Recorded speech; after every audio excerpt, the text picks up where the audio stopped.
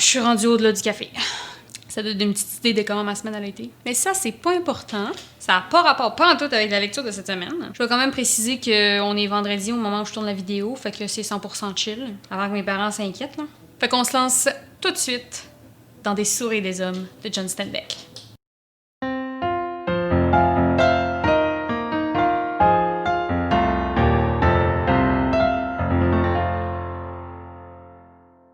John Steinbeck est un auteur américain né en 1903 et mort en 1968. Il a su marquer le monde littéraire par deux de ses magnifiques romans qui est Des sourds et des hommes, publié en 1937, et Les raisins de la colère, publié en 1939. Les deux ont été adaptés au cinéma si jamais vous voulez aller voir les films qui ont été faits. C'est considéré comme un des auteurs américains les plus prolifiques de son époque, un des plus grands auteurs américains qui n'y ait d'ailleurs jamais eu.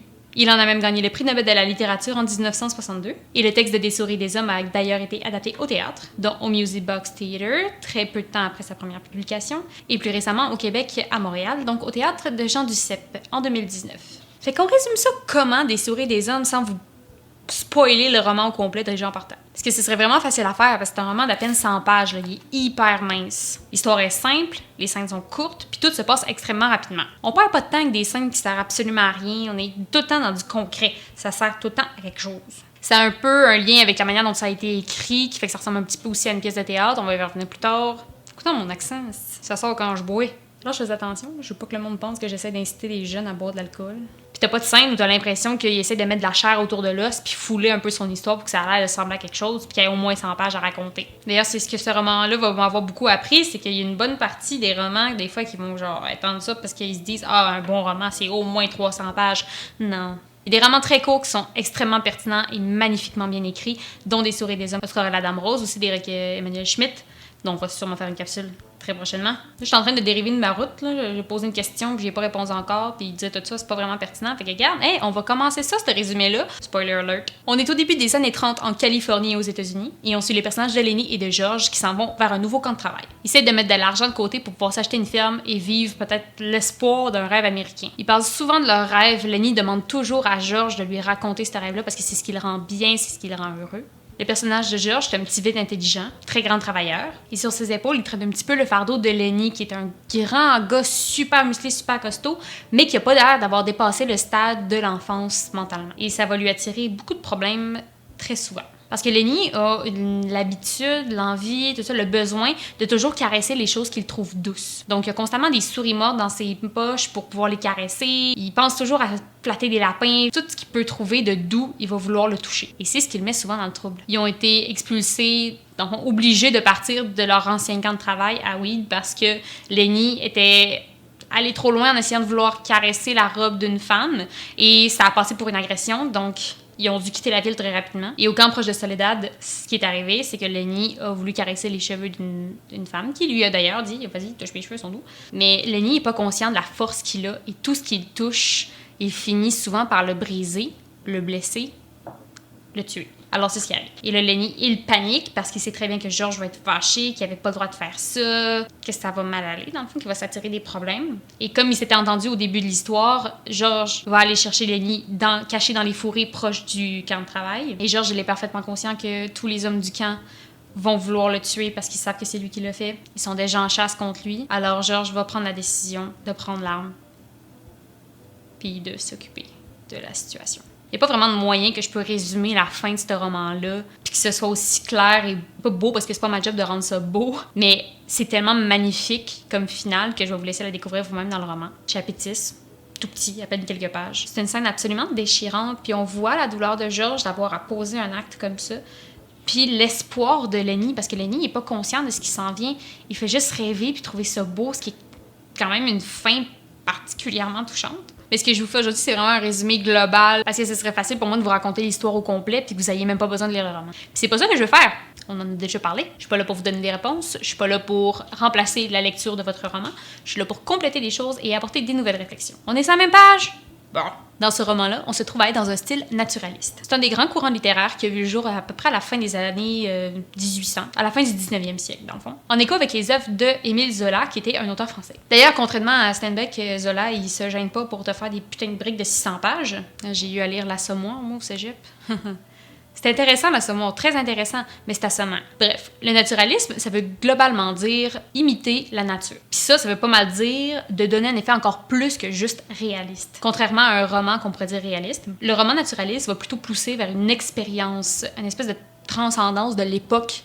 On se trouve vraiment à l'intérieur, comme une immersion, en nous donnant des références sociales, scientifiques, de la documentation. Vraiment, c'est très, très, très poussé comme recherche lorsqu'on fait un roman naturaliste. Dans ce roman-là, ça va se manifester beaucoup par rapport à la vie dans les camps de travail, le racisme que subit Crooks aussi, puis tout ce qui est du contexte de la Grande Dépression. Donc, on va aller un petit peu plus loin là-dedans, tantôt dans le contexte historique. Et un des grands traits de cette époque-là, qui est l'échec du rêve américain. On le voit énormément à travers le rêve de Lenny et George, qui va être l'élément central de leur point final. C'est comme si c'est leur quête, c'est ça leur objectif, puis il va complètement s'effondrer. Ce qui va venir un peu soutenir le concept du déterminisme, qui est pas mal aussi un élément important du mouvement naturaliste. Dans le fond, le déterminisme, c'est que les gens se basent sur l'hérédité, le contexte social, et ils disent, dans le fond, l'homme est condamné à devenir ça. Et à l'époque de la Grande Dépression, tous les hommes étaient condamnés à devenir paumés et complètement défavorisés, avec aucun espoir et aucun rêve. Tous les hommes étaient destinés à devenir des travailleurs ivrognes de fin de semaine en finissant leur paye au bar. Et même si George essaie de me montrer le contraire, puis comme genre non, moi j'ai un rêve, j'ai des objectifs, puis je suis prêt à les atteindre, ce qui était complètement vrai tout au long du roman. Lorsque Lenny va mourir, il va avoir été condamné, il va devenir lui-même. Il s'en va prendre un verre, il se ramasse au fond du baril comme tout le monde, comme s'il était destiné à ça. Alors je vais revenir à ce que je disais tantôt. Steinbeck a écrit un roman, oui, mais également une pièce de théâtre. Vous allez remarquer que ce qui est de plus important à travers l'histoire est toujours raconté par les personnages dans des dialogues. C'est jamais expliqué par le narrateur, qui est un narrateur omniscient, et qui n'est pas là pour faire des analyses de ce qui se passe dans la vie des personnages. Il nous donne des descriptions de lieux, des mises en contexte, des réactions des fois de d'autres personnages qui sont pas capables d'être dites, mais c'est pas mal tout ce qu'il fait, un peu comme ferait des didascalies dans une pièce de théâtre. Et pour ceux qui ne le savent pas, des didascalies, c'est les espèces de textes un petit peu qu'on dirait souvent en italique, qui va mettre en contexte la scène ou décrire les réactions des personnages qui ne peuvent pas être dit dans des dialogues. Les 6 chapitres vont représenter les 6 actes de la pièce et on suit relativement la règle des 3 unités. Donc toute l'action se trouve au même endroit, ça se passe en très peu de temps et on suit une seule quête qui est dans ce livre-là la quête du rêve de Lenny et George. Lorsqu'on décide de jouer la pièce des souris des hommes, techniquement on pourrait juste prendre le roman, le donner au comédien puis être comme genre hey, voici ton texte, annote-le. C'est plus simple d'en faire des copies pour pouvoir en faire des marres, ça c'est un truc de comédienne. Parce qu'en tant que tel, Steinbeck a pas mal écrit son roman comme s'il faisait lui-même la mise en scène de sa pièce. Je me rappelle pas qu'on m'ait partagé cet aspect-là du roman quand moi-même j'ai eu à lire en secondaire 5 pour mon cours. Mais comme j'ai étudié en théâtre, je voulais un petit peu vous partager ça parce que je trouve ça vraiment nice. Puis c'est cool. C'est une bonne pièce, autant que c'est un bon roman. Parlant de mon examen de secondaire 5, je vais vous conter une petite anecdote. Une petite anecdote, plus une mise en contexte. Bref, pour mon examen, moi, ce que j'avais à faire, c'était que je devais lire les 5 premiers chapitres et ne pas lire le 6e. Alors, une fois qu'on avait terminé les 5 chapitres, on allait avoir l'examen qui était en gros de écrire le dernier chapitre qu'on n'avait pas lu encore. Il fallait inventer la fin de l'histoire de George et Lenny. Le chapitre 5 qui finit au moment où George s'en va retrouver Lenny dans les fourrés. Qu'est-ce qui pouvait bien se passer dans la 6e partie? Pour moi, c'était inévitable. George devait tuer Lenny. C'était la seule option qui pouvait conclure ce roman-là puis que ce soit encore un bon roman. Et j'étais pas la seule à avoir vu ça comme ça. À peu près la majorité de la classe avait écrit que Lenny devait mourir.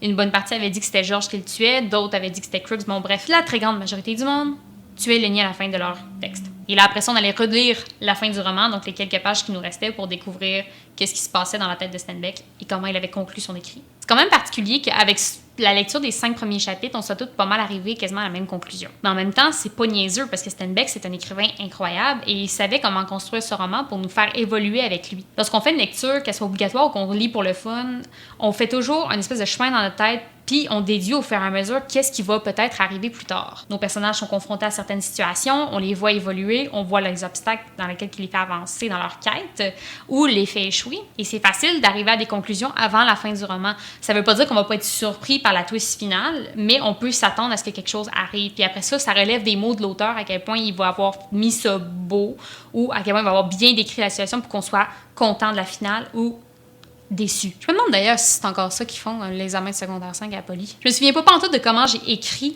mon dernier chapitre, mais inévitablement, c'était la seule chose qui pouvait avoir du sens. Lenny devait mourir. George devait absolument le tuer. Ça ramène un peu au déterminisme. Tu trouves pas? Moving on. Avant que Steinbeck tombe sur un des poèmes de Robert Burns, qui lui a inspiré son titre du roman Of Mice and Men, quelque chose qui s'est passé, Something That Happened, était supposé être le titre du roman. Est-ce que selon vous, c'est un titre qui rend honneur à ce qu'il y a dans le livre? Je me suis vraiment posé la question parce qu'au premier regard, c'est facile de regarder le titre et comme genre, ils ont tellement banalisé l'histoire. C'est un peu comme si on banalisait la maladie mentale de Lenny, ou alors son homicide involontaire, ou le meurtre prémédité de George. Et l'histoire de ces deux hommes-là est tellement forte que pour moi, c'est comme impossible de la rabaisser à juste quelque chose qui s'est passé. Mais en même temps, ce titre-là est quand même très philosophique. Le cas de George puis Lenny, il semble incroyablement spécifique dans nos têtes à nous, aujourd'hui, en 2020. Mais au temps de la Grande Dépression, c'était une histoire comme une autre. Tout le monde essayait de survivre, tout le monde mourait de faim, tout le monde se cherchait de la job. C'était fou. Les rêves n'arrivaient pas à survivre dans un environnement comme ça. Quand on le regarde de ce côté-là, ça fait déjà un petit peu plus. C'est triste quand même. J'ai pas lu le poème de Robert Burns qui a inspiré le titre du roman. J'ai lu l'extrait, par exemple. Je vais vous la dropper d'ailleurs si jamais vous voulez voir un petit peu dans quel contexte il a choisi son nouveau titre. Peut-être que vous autres, vous allez le comprendre plus, ou peut-être si vous allez voir les écrits de Burns, peut-être que vous allez comme « Ah, ok, ouais, ça marche ». Fait que selon vous, quel titre fit le plus? On se part une combo là-dessus. Le bien et le mal, c'est deux thèmes qui reviennent à tout bout de champ dans le 3/4 de tous les romans qui existent sur la planète Terre. Qui rend ce thème-là unique dans Des souris et des hommes, parce que bien évidemment, on l'aborde d'une manière ou d'une autre, c'est qu'on ne sait pas exactement qui représente quoi ou qu'est-ce qui représente quoi. Si on regarde le personnage de Lenny, par exemple, qui dégage de l'innocence, qui est la représentation un peu de l'innocence de l'enfance, mais qui n'arrive pas à se retenir, n'arrive pas à contenir sa force et finit par blesser, même tuer. Et George qui fait tout son possible pour protéger Lenny, pour le contenir, pour s'empêcher qu'il y ait des problèmes, d'y sauver la vie quasiment plus qu'une fois. C'est quand même lui qui décide à la fin de prendre l'arme et de lui terminer sa vie. Alors à quel point George est une bonne personne? Est-ce qu'il est encore bon? Puis Lenny, lui, est-ce qu'il l'est? Est-ce qu'il est moins coupable que George qui, lui, a prémédité son meurtre? La ligne est vraiment floue entre le bien puis le mal. Qui est une bonne personne? Qui est une mauvaise personne?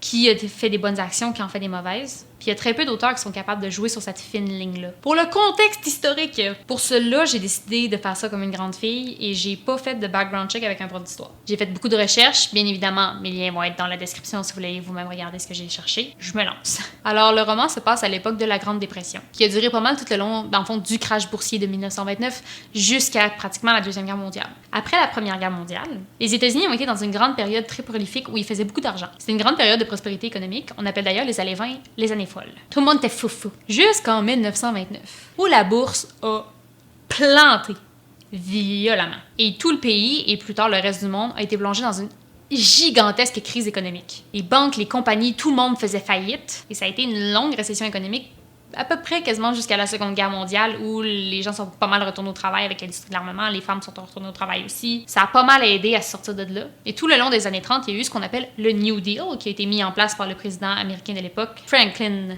Delano Roosevelt. Je vais beaucoup généraliser parce que je suis pas une experte politique, mais en gros, le New Deal, ça va être une série de mesures qui vont aider à relancer l'économie des États-Unis en améliorant les conditions de travail, par exemple, et relancer tranquillement l'économie en investissant dans des grands secteurs d'exploitation, par exemple celui de l'agricole. De là se créaient les camps de travail, où des travailleurs agricoles comme George Lenny se pointaient le temps d'un contrat qui pouvait durer à peu près quasiment un mois, se faire un peu d'argent, tout en aidant à relancer l'économie du pays. On va beaucoup voir la misère dans laquelle les travailleurs se trouvent, et tout ce qui est l'aspect, dans le fond, de l'échec du rêve américain et l'American Way of Life, qui était tellement le best life dans les années 20. Tout le monde était comme genre, ouais, je veux être un Américain. American Dream. Hey, I wanna be American. Et ça a ben crash and burn avec le crash boursier. Il n'y a plus personne pendant la Grande Dépression qui pouvait se permettre de rêver. Ça coûtait trop cher. De là, le nom, la Grande Dépression. C'était plus la belle époque. Je vous répète que mes liens de recherche sont tous dans la description si vous voulez aller me fact-check puis vous assurer que je dis pas trop de niaiseries ou pousser vos réflexions plus loin. Moi, je suis vraiment avec le gros basic. On va terminer ça en parlant de tous les grands thèmes qu'on va retrouver à l'intérieur de ce roman-là. L'amitié, la crise économique, l'échec du rêve américain. C'est tous des éléments qui sont au cœur de cette histoire-là. Puis ça m'a poussé à me poser des questions sur tout ce qui est le pouvoir de l'argent. À quel point la bourse contrôle énormément d'argent avec ses milliards et ses milliards de dollars. Et la bourse est très sensible. Elle a peur de la peur. C'est pas grand-chose que ça prend pour dérayer toute la balance. Puis peut-être un jour qu'on retombe dans une crise économique aussi violente que celle de 1929. Puis lorsque les temps vont si mal, comme dans la Grande Dépression, où on n'arrive pas à avoir une lumière au bout du tunnel, est-ce que ça vaut encore la peine de rêver? Est-ce que c'est encore possible? Lenny et George, ils semblent vraiment nous convaincre que oui, jusqu'à temps qu'il nous brise le cœur. Mais il y a des moments où j'y ai vraiment cru. Surtout quand Candy est arrivé pour investir lui aussi dans la ferme, puis que le projet a jamais semblé aussi réaliste, j'y ai vraiment cru. Puis ça m'a fait encore plus mal quand ça s'est pas passé. Est-ce qu'on est encore capable, en tant qu'humain, de pousser le rêve? Pousser, puis y croire. Puis ça représente quoi l'amitié dans ce roman-là? Parce que oui, George et Lenny, on dit ce sont des amis, peut-être même qu'il y a des liens de sang, tout ça, c'est plus ou moins clair. Mais sont où les limites de l'amitié? Où George a le droit de prendre cette décision-là pour Lenny? Et est-ce que c'est vraiment de l'amitié? Parce qu'on est dans une relation qui semble pas codépendante, qui semble juste dépendante. Lenny dépend de George. Mais à un certain point, si on regarde comme il faut, George est autant dépendant que Lenny, juste pas aux mêmes endroits. Parce que lorsque Lenny va mourir, George, à ce moment-là, il va complètement cesser de rêver. Il va arrêter de penser à ramasser de l'argent pour faire sa ferme, puis il s'en va directement boire un verre à taverne. Fait que Lenny comptait beaucoup plus pour lui que ce que parfois, des fois, il avait l'impression de projeter. Puis même si, oui, d'une certaine manière, Lenny est un fardeau pour lui, le nombre de fois qu'il a rêvé d'être seul, on dirait que ça le hit bien plus fort qu'il pensait de se ramasser tout seul. Puis pour Lenny, George, c'est la personne à regarder, c'est la personne à être, c'est la personne à imiter, parce qu'il est pour lui la personne la plus magnifique, la plus merveilleuse de cet univers. Il a une confiance aveugle en George, il l'aurait suivi jusqu'au bout du monde. Il y a d'ailleurs un flashback dans le roman qui vous montre à quel point Lenny a confiance en George, peu importe ce qui va arriver. Vous pouvez essayer de trouver dans le roman des moments où l'amitié entre George et Lenny ressemblait plus à un lien de famille ou